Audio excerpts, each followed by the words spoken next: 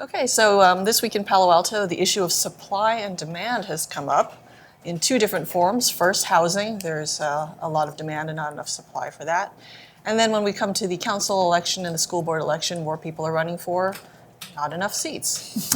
So we'll talk about those two issues, taking housing first. Housing and affordability has been an ongoing problem for this area, but it's reached a particular fevered pitch recently. And Gennady, why is that, and who kind of sounded the clarion call? Well, as you mentioned, it's been building up for many years, and it's not just a Palo Alto issue. It's obviously, everybody acknowledges it's a big regional problem. I do think it has become a particularly hot issue right now in Palo Alto for reasons that are both market-related and politically related. And the most recent clarion call came from Kay Downing, the former planning commissioner, who famously resigned in July and basically sent this resignation letter that she posted on Medium and that went viral and that's received coverage, everybody from New York Times to CNBC. And it paints a particular picture of Palo Alto's housing situation, and it portrays how the city's been dealing with it in ways that I made the cases are a little simplistic, and so one of the reasons I wrote the story is just because I wanted to kind of sum up the way the city's debating this problem. Yeah, well, this has been a trend for many years. Everyone talks about the housing crisis.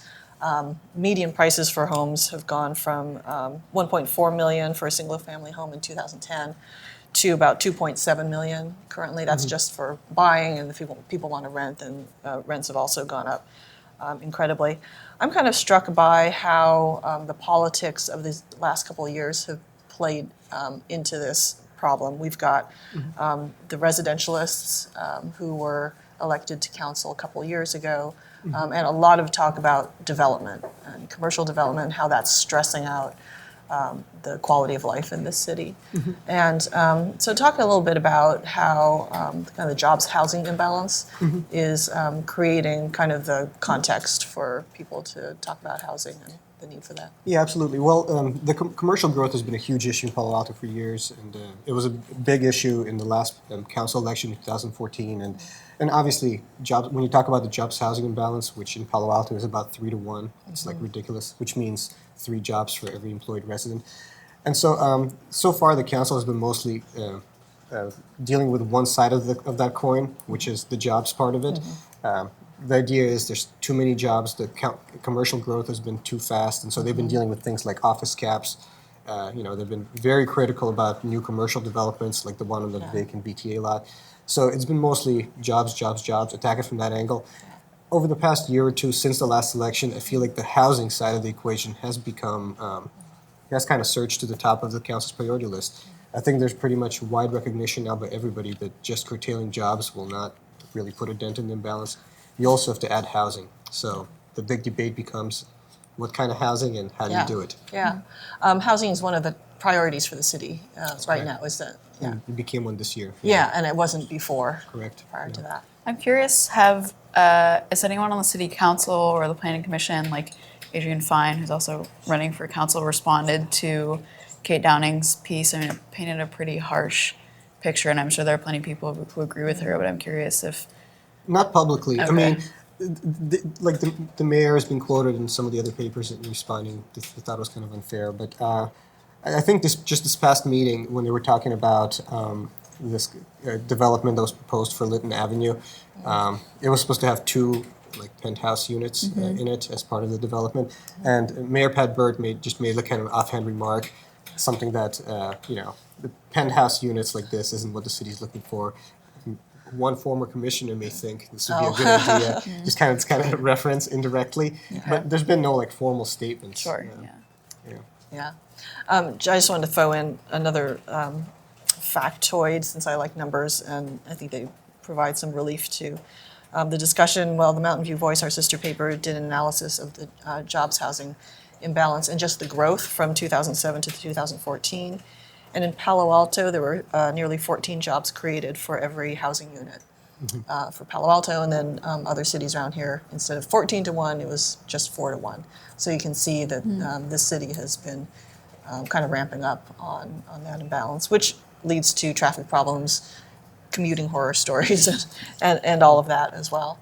Absolutely, and I think the free market has a lot to do with it. I mean, as you know, building commercial is much more profitable than building housing, and so I think developers are doing what the developers do. They find the best, most profitable land use, and they go forward. And Yeah. you end up with this 14-to-1 ratio, which Yeah. I think is pretty incredible. Yeah. So there are a lot of reasons why we're in this housing crunch right now, and a number of proposals for how to get more people in here. Micro units, granny units. Can you talk a little bit about some of the concepts that people have been banding about and how the reaction has been to Yes, those? certainly. And Kate Downing's letter mentioned some of these proposals, and it strikes me because the council has been discussing them for some time, way before the letter that she says like the council's Right. been basically ignoring them. The granny units came out. That was an idea that was proposed by Corey Walbach, council members Greg Scharf and Greg Schmidt in a colleague's memo last year. The idea is. Palo Alto doesn't have a lot of land, can't build huge projects, but you could make it easier for people to build granny units or accessory dwelling units or secondary dwelling units, whatever you want to call them. And so the city does have like a long, it always has a long process for making any kinds of changes. But that did kind of go forward. The Planning Commission has been discussing it. The council, it will go through the usual committee process, so that is kind of moving forward. Micro units has pretty much support from most people. Those who feel like whether you think you need a lot of housing or just a little housing, pretty much everyone agrees that the type of housing you should be encouraging is things that targeting seniors and young professionals, not necessarily the kind of single-family residential that's kind of is the king of Palo Alto. Right. 60%, more than that, is 7%, single-family use. So even people like Arthur Keller, who's not known to be heavily pro-development, he's kind of tied into the residentialist camp slightly. He's been pretty adamant about the fact that we need to have more small units and like really targeting the kind of people who need housing most of all. So how small are micro units? Maybe not literally, because micro. It means 1 millionth of a 1 unit. millionth of a unit. Yeah. No, not like microseconds, but 500 square feet, 600, I imagine. I don't know, Okay. things of that nature. I don't think there's been a specific number, but that's kind of what we've been seeing in the new proposal. And also, just going back to the point, the fact that the council has been ignoring it. There's been this development here, the vacant lot, and Yes. El Camino and Page Mill. It was proposed as an office development. The council pretty much recognized last September 2015 that this area does not need more offices, it needs more housing, and so they directed the developer to come back with a housing proposal, which will be reviewed soon, but now it includes 60 very small apartments. So I do think the council is doing things to address the housing crisis, but the people who are housing advocates, like Kate Downing and many others, believe that that's falls far short of what's needed, and in some ways they have a point. I mean, it's not going to make a dent in the Yeah. demand, but it's something. It's Yeah. better than nothing. Well, second dwelling units, granny units, accessory dwelling units. I mean, the projection on how many those would create is very small. It's like 32 over the next 8 years. It's Yeah, ridiculous. yeah. It's I mean, ridiculously you could small. get one development at Page Mill and El Camino, and that's 60 apartments right there. So it's, I can understand the kind of pressure to think bigger. And I believe that in your story you were talking about how housing advocates came to the council for, was it the comp plan update, the land use? Yeah, it's when they were talking chapter? about different scenarios to be explored Yeah. in the environmental analysis for the comp plan update. And people were saying, go big. Yeah, some Like, people choose a proposing- really big number. Some people proposing let's plan for 10,000 new housing units, between now and 2030. Which is, I see where they're coming from, but last time the city tried to add 60 units, there was a referendum that took out like much of the council. I mean, you can't just like snap your fingers and 10,000 units will be formed. Right. But I do think that conversation did move the needle because before that there were 4 scenarios on the table. None of them had more than like 4,000. That was the most radical. After that conversation, they added a new scenario that would have 6,000. Again, not nearly as high as the go big people would want, but Yeah. much bigger than what the council was previously considering. So I do think there is movement.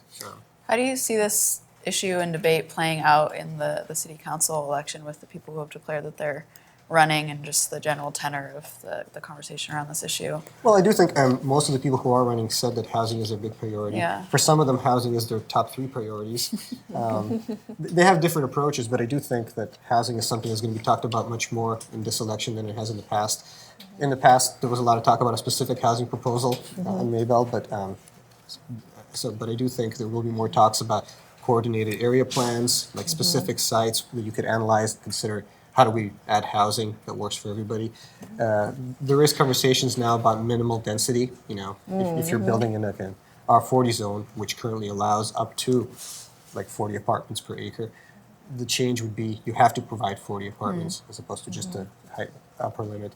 And of course, many of the people who are running for council, 4 of them are also serving on this citizens committee, this updated comp plan. So their influence in that process, could also impact what the long-term vision is for adding housing.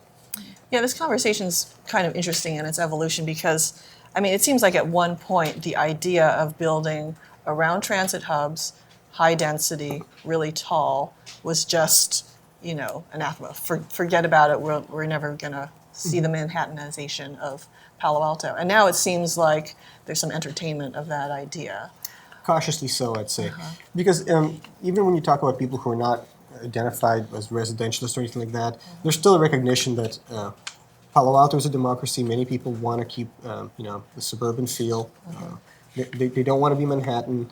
And, even someone like Adrian Fine, you ask him, would you support breaking the 50-foot height limit, which is one of the biggest limitations to growth the city has, and has nothing to do with geography. Yeah. And he says no. I mean, there's no point in kind of, getting everybody angry because there's so much opportunity you can do within the 50-foot. So Corey Wolbeck wasn't pushing for breaking the limit either. So there are these things that many people would see as very kind of, extremely restrictive. But I think the options that are being considered right now are ones that even those who are not residentialists deem to be politically doable, viable. So, Yeah, I think the minimum was a new idea for me that I heard about. But it seems like the market's always taking care of the minimum because developers always want a little bit more density. And I'm kind of curious how that's going to fly, having a minimum density instead of a maximum density. well, I'm not sure if having more units isn't always a market-driven decision because you could have a few units, but they're like very luxury penthouses that sell for a ton. We just saw the revised proposal from Maybell win approval, 16 Yes. single-family lots. I mean, if you had a minimum restriction there, it would be like 30 or 40 units probably. Yeah. And, you probably would have affordable housing on site, which you don't now Yeah. because they approved an in lieu fee instead. So I mean, I think I definitely agree with you that the market encourages people to go bigger and denser, especially with commercial, because it costs so much. But I think for residential, it's a little less clear. You could make quite a bit of money with huge lots, but fewer units. Yeah. Let's talk about the Citizens Advisory Committee to the Comprehensive Plan Update. One of the CACs in town. As you mentioned, there's 4 of the 10 council candidates are actually serving on that committee. Say 11 council, but yeah, 11 4 of them council. are. Yeah. What did they do this week? Because I believe they were discussing the land use chapter specifically. And Yeah, and I should say the What are they supposed to do in general? I think the committee deserves a big debt of gratitude, I think, because they've been doing this for like a year and it doesn't get a lot of attention. But I do think this committee, which has 22 members, I believe, more than 20, they've been kind of hashing out this big community-wide debate within themselves, and they represent a huge range of opinion. And this past Tuesday, it was quite a fascinating meeting because they're very passionate. It gets a little divisive, but at the end of the day, it's sort of like a microcosm for what the city's going through. And right now, they're kind of at the most important part of the process, which is dealing with the land use element, which is the land use chapter. They're called elements, and they've discussed it at several meetings already. There's been various subcommittees exploring it. They decided this week that they're not ready to send it forward to the council yet. Still too much things to disagree with, especially with things like growth caps, which is a big one. And so, And how big is this group? It's like, I think it has like 22 people. Yeah. It has 3 non-voting ideas. members, including 1 school board member, Heidi Eberling. Eberling. Yeah, Adrian Fine is a non-voting member because he's on the planning commission, and there's a Stanford representative also. What's sort of the end product of their work? Will they just give a recommendation to the council, or Yeah, I mean, the council will ultimately, hopefully someday approve the updated comp plan. Yeah. And so the council gives these kind of broad kind of directions for each chapter, and then this committee kind of looks at each chapter and comes up with specific goals, policies, and programs, which would then go back to the council for approval. Just recognizing that when you have 9 people on the council with different ideologies, go through a document like that line by line would take forever. Yeah. So they kind of outsource some of this work to this really broad group that represents many opinions. yeah, yeah. So out of those four candidates, and we might be sliding into our second topic right now, what are the various housing leanings of Fine, McDougall, McDougall, right? Don Yeah, McDougall, Don McDougall is on Koo that. and Keller. Yeah, well, Lydia Koo so far has been kind of the most cautious as far as like she's the one I think most closely identifies with the residentialists on the council. 'Cause she was supported by Palo Alto for sensible zoning. She was vehemently opposed to the rezoning of the Mabel site to accommodate the new housing development. And so I think her target has been if you're going to build housing, you better be sure you monitor it, make sure its impacts aren't that major. Very concerned about quality of life and Okay. how any potential new growth would impact things like traffic, schools, parks, that kind of stuff. So she's more concerned about impacts. I think Adrian Fine has been kind of on the other end, not proposing anything hugely radical, but he is more adamant about the fact that we do need housing. He points to the fact that there was a survey earlier this year in which 76% of the residents said that that's their number one priority, and he wants to see as many like coordinated area plans as possible. He noted that Mountain View's got like 30 of them. Palo Alto usually takes like 3 or 4 years to come up with one, so Yeah. I don't know how that would practically work out. But his take is if you get the whole neighborhood together to look at a specific site and plan block by block with everybody's input, you could come up with solutions. That's Don- Corey Woolbach's idea as well, when It he has- ran 2 years ago. That's right. Yeah, I think very similar. Don McDougall hasn't been very specific about his proposals. He says we need to look at all sorts of things like ADUs and things like that, but he's not ready to kind of propose to promote any of those ideas because he says we need to have way more conversation before we actually decide that we want to go along with this. It's So about the process. He's been more cautious. Yeah. And Arthur Keller, as I mentioned earlier in the discussion, he does support more housing, but very specifically targeted to kind of groups that wouldn't pack local schools, seniors, young professionals, small studios, micro units, things like that. And it's also worth noting that, it's easy to kind of divide the community residentialist pro growth. Yeah, Arthur Keller was on the planning commission, which voted to approve the Maybell project, so the lines don't line up. The sides don't line up that neatly. Yeah. So I think he does have kind of a moderate approach towards more housing, but targeted. Yeah, and it's interesting that some of the candidates are saying, well, there doesn't have to be a divide, or there shouldn't be a divide. Let's see, what we can all agree on. That's in common. So you have the filing deadline for both the council and the school board have concluded. That was this past Wednesday. So let's talk about some of the other candidates around this issue of housing. We'll just kind of stick with that. Sure. The first one is Liz Ness. She's the incumbent, so she's the only incumbent out of these 11. And her view on housing, she's been pretty clear about it the whole time she's been on the council, which is basically we need more options. She could be labeled as one of the kind of establishment candidates because when you run in your 10th election, it's kind of hard to dodge that label. But Yep. but she hasn't been like super aggressive about saying we want more growth. She hasn't been as adamant about like as Corey Wallbach is like moralizing about the fact we need growth. But she's very open to kind of creating more options and kind of. But she's always kind of keeps her finger close to the pulse of the community, and she's very careful about doing that, which is politically viable. Yeah. She's like a master politician in that sense. Yeah, and I should just say that the options is really what people are referring to is not options for single-family homes. Really, they're just really talking about options for new affordable. Right, and just Units somewhere. different housing types. Yeah. Maybe some single family, but also a lot of other kinds of types, things people could afford. Yeah. The fact that they approved the 16 homes for Maybell suggests that that's still kind of viable alternative. So let's see, other candidates. John Frederick ran last time.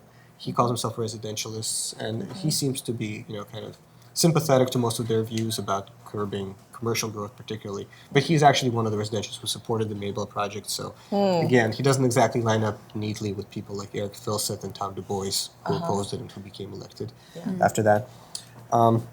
Let's see, two people who jumped in fairly late in the race who filed the papers last week. Stuart Carl and and Leonard Ely. I'm not sure what their thoughts are on housing. Haven't had a chance to interview them yet, but Leonard Ely's a commercial broker. I'd be curious to see what his take is on office cap and those kinds of issues. Stuart Carl has been involved mostly in the airplane noise issue. He's part of the group Sky Posse, which has a few hundred members, but again, it's mostly a federal issue, so I'd be curious to see what what he has to say on issues on which council actually has control. Danielle Martel. Her paper says she's a residentialist. Like she put out like a little statement of things she believes in, but she hasn't really. When she has spoken to the council, it's usually been on topics that have nothing to do with growth. It's more to do with where cannot a pool and whether there's enough guidance for students. In the past, she's been very critical of police department and police chief, and she's kind of had a row with the library department. I guess she got kicked out of the library recently. So I'm not really sure what her policies are in housing, but hopefully we can get into that as we get closer to November. And then Greg Tanaka. Yeah, Greg Tanaka, similar to Don McDougall as far as the philosophy of we can't just commit to one strategy now. We have to have these really broad conversations. He does believe some of the kind of the basic urban planning precincts, like for example, housing near transit. Those are kind of the locations that make sense.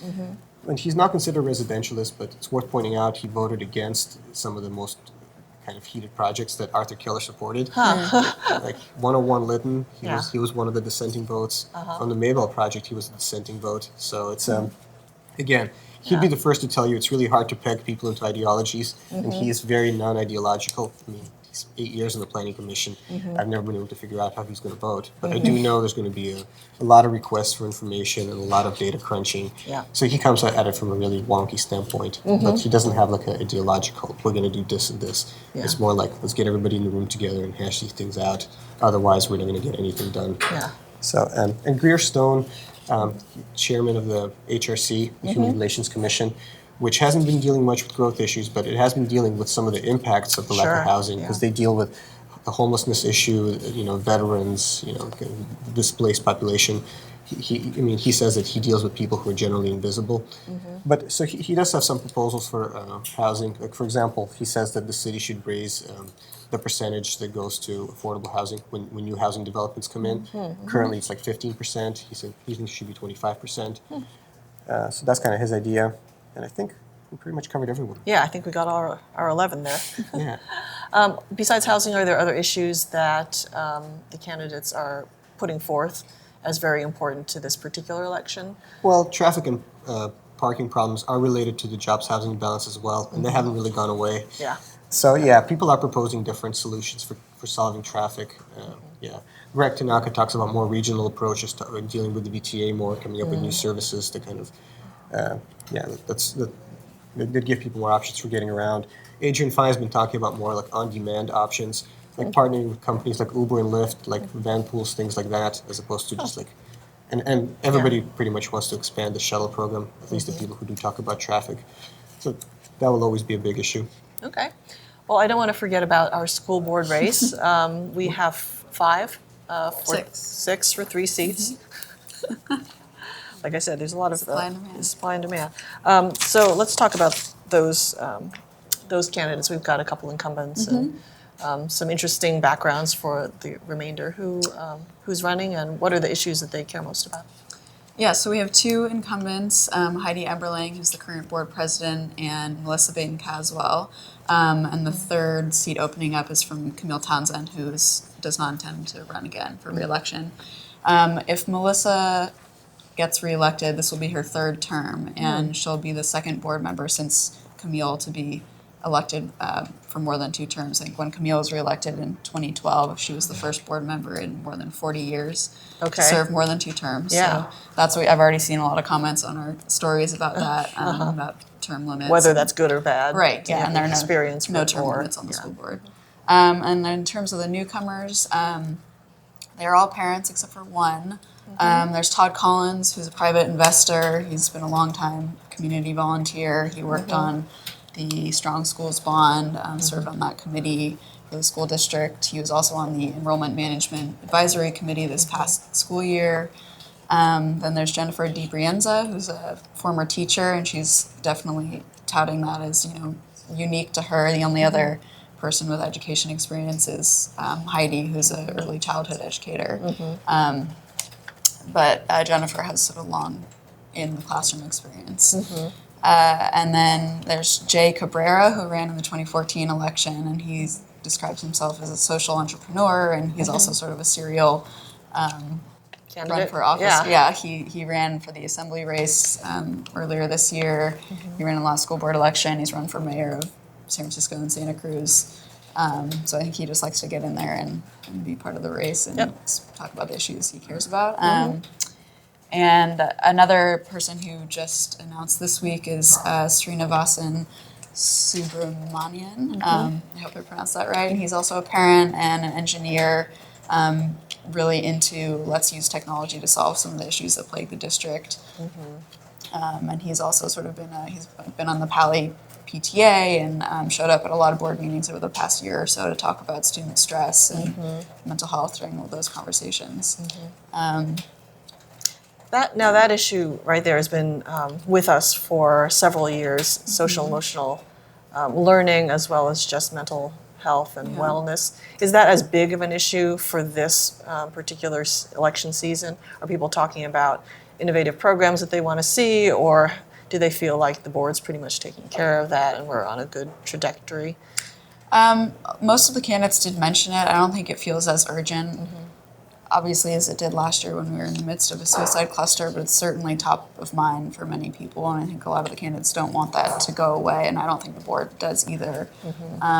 There's a new district committee that's looking at recommending a new social emotional learning curriculum K through 12, so that will come to the new school board, and that would be a new thing to have something unified throughout the district. Yeah. And a lot of the candidates are also talking about supporting innovative programs of student choice, like the pathways at the high schools, and doing more of that. And and I think that ties into engagement and passion about learning and sort of a different form of wellness. So they're definitely all talking about that too. Are there any major policy disagreements between the candidates on any issue? 'Cause I understand they have different backgrounds, kind of different ideas. It's kind of hard to say about any of those ideas that's a terrible idea. More technology. Yeah. I mean, it's kind of early, and I think some of them they're still sussing out details. So it's easy to say let's use technology to solve some of our issues, and what does that actually mean in the classroom? Are you for or against? Right, exactly. I mean, things like that. Yeah. I think more interesting or more divisive topics will be things like how they want to handle this current budget crisis. There's this property tax shortfall that the board is currently figuring out how to address, and that's going to be a years-long budget issue. So the new board will certainly deal with that. At this point, they have no answers for that. It's too early. The candidates. The candidates. Todd Collins has spoken out pretty strongly, and he's aligned himself sort of with Ken Dauber, a current board member, on this is an urgent issue. It's also a years-long financial problem that we need to figure out longer-term solutions for rather than sort of short-term one-time things. The other four current board members have sort of disagreed with that. Ken made some proposals that I think Todd agrees with around other ways to address the shortfall. And Todd's definitely been very present at board meetings. Jennifer showed up to a few, and the others I have yet to see yet this year. Yeah, it's really interesting. The idea of, are there factions on the current school board? And if you have Ken Dauber and Terry Godfrey left, how would the new mix kind of affect their leanings? So are Terry and Ken pretty much aligned on issues, or do they go in separate directions? Are there issues that are going to come up that if you have new people in there, they might be choosing one philosophy versus the other? They are certainly pretty strongly aligned on this. Again, I mean, everyone supports mental health and wellness, but there are two board members, I would say, that consistently, remind the board of things that they need to work on in that area. In terms of the budget, Ken is sort of alone on his proposals, like, we should rescind the administrator raises that were given this year. And talking a lot about, the impact of these new teacher raises. And he's been sort of alone in that, but I think him and Todd, and Ken has endorsed Todd Collins also, so they're pretty aligned on that. But I think it'll take some time to sort of figure out where everyone else stands on some of these issues. Yeah. Are there any issues that Terry Godfrey in particular has been pushing, advocating for in her couple of years? She's really strong on wellness, student voice. She's in terms of the budget, she's sort of a common sense person. She talked a lot in the past year about and she's, let's plan ahead for different scenarios like the one that we're currently in, instead of the way that they budgeted before. And also she advocated for having budget study sessions throughout the year, so it's not like, let's talk about this only Yes. twice at the end of the year. Yeah. And Let's keep our finger on the pulse. yeah, she's been very much about that, which they started doing those study sessions last year. So she's definitely pushed for, let's have a more sort of responsive and flexible budget process. Yeah, it seems like as far as the issues that are going to come up in this school board election, what came out of last year's EMAC, Enrollment Advisory Committee, the idea of we need more innovative small programs. Yeah. There was even a proposal for an entire high school. Yeah. It seems like that is still with us, the idea of how can we give kids a richer experience. Yeah, I think that'll a smaller definitely experience as surface, well. whether or not it's, can we open a new school or not. I think that'll be part of the debate for sure. Yeah, great. All right, well, let the campaigns begin. Yay. We'll see what the next 2 months bring us, 2.5 months. So, okay, well, that's it for this week. Thanks for the great discussion. You can always check for the latest on paloaltoonline.com or follow us on Twitter at Palo Alto Weekly. That's it for this week.